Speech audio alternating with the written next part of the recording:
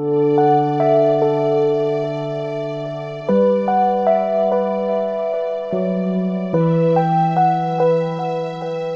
Sobat Santopulus, kita bertemu kembali untuk mendalami doa-doa pokok dalam Gereja Katolik. Ini adalah serial kelima dari Katekesi Santai Doa Pokok Katolik. Di episode kali ini, kita akan mendalami tentang doa tobat.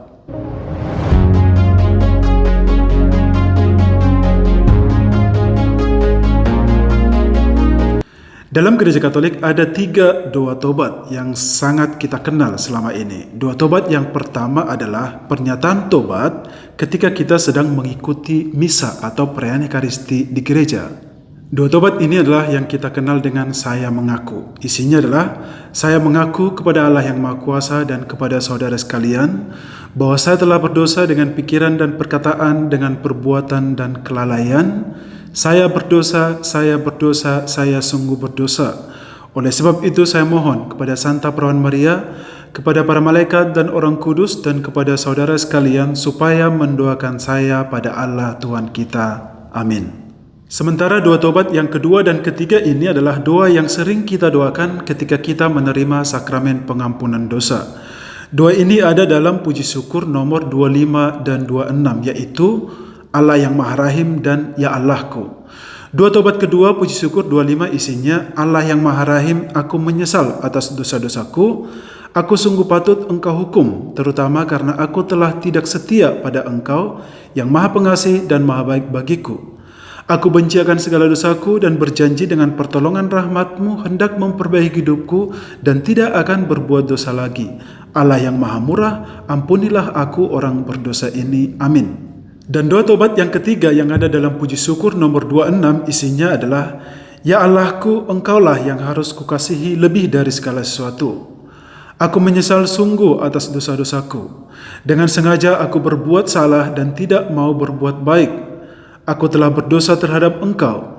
Dengan pertolongan rahmat-Mu aku berniat teguh untuk bertobat dan untuk tidak berdosa lagi. Berilah aku kekuatan untuk menghindari apa saja yang menjerumuskan aku ke dalam dosa. Ya Allah, kasihanilah aku dalam nama Yesus Kristus Juru Selamatku yang telah menderita sengsara dan wafat bagiku. Amin.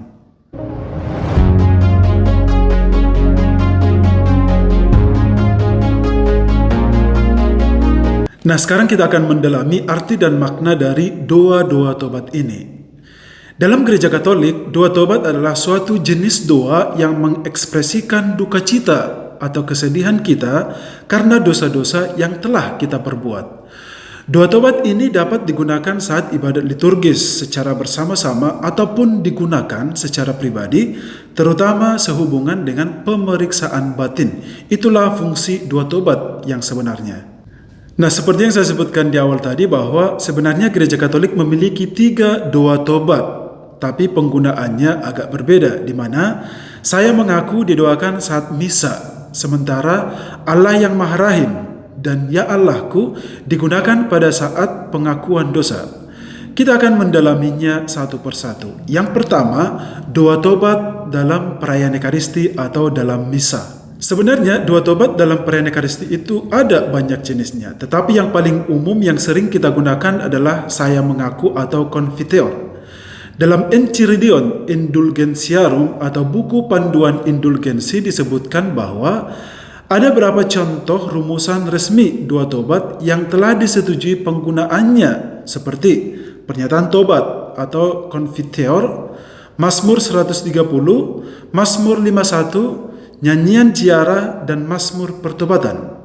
Dalam Enchiridion Indulgentiarum ini juga mengatur bahwa pemberian indulgensi sebagian bagi umat Katolik yang mendaraskan dengan kesalehan salah satu dari doa tobat tersebut, khususnya dalam rangka mempersiapkan diri untuk menerima sakramen tobat sesuai dengan persyaratan yang ditetapkan.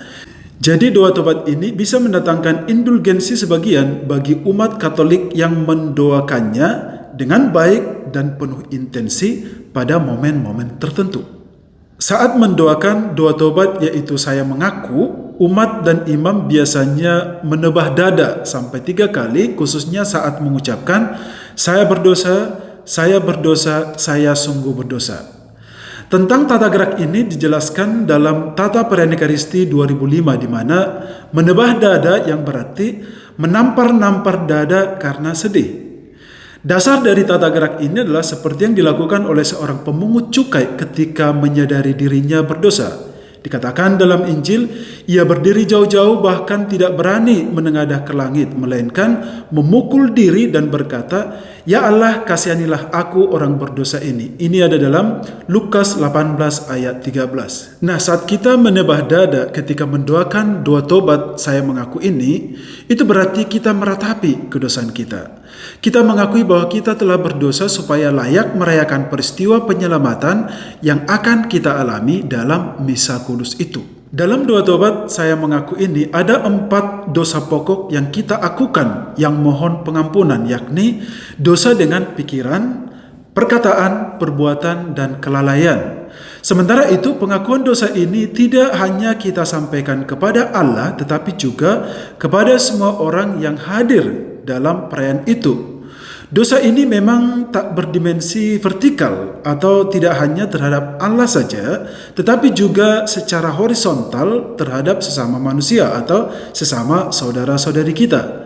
Makanya hubungan yang terganggu karena dosa itu atau dosa kita itu hendak dipulihkan dalam perjamuan kasih ilahi ketika kita berkumpul secara bersama-sama. Pengakuan ini pun bersifat komuniter, maka sangat relevan dengan ciri gerejawi dari perayaan Ekaristi, di mana perayaan Ekaristi itu secara bersama-sama, komunio. Sebagai catatan bahwa ternyata doa tobat ini dulunya hanya didoakan oleh imam, sementara umat hanya diam dalam hati.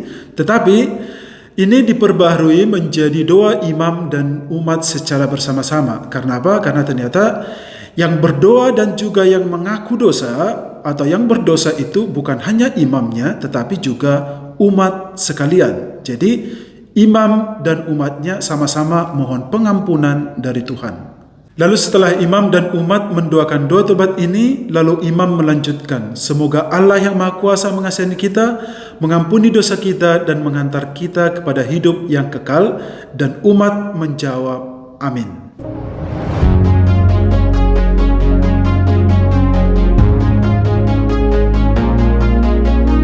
Bagian kedua adalah doa tobat yang didoakan pada saat penerimaan sakramen pengampunan dosa.